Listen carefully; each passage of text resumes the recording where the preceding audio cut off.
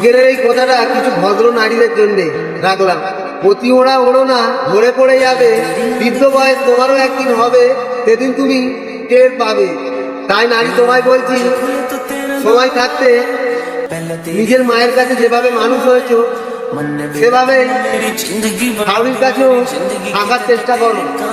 জীবনে দেখবে অনেক সম্মান মালিক তো দেবে, আর বর্তমানে যেখানে আছো সেখানেও সম্মান অনেক পাবে।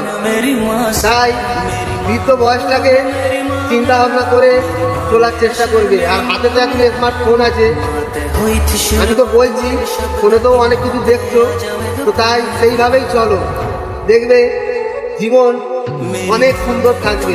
আর আজকের কথা এটাই। मेरी माँ मेरा शहर, मेरी माँ मेरा गाँव, माँ ते हुई थी शुरुआत मेरे शब्द की, माँ पे आ जाएगा पूर्ण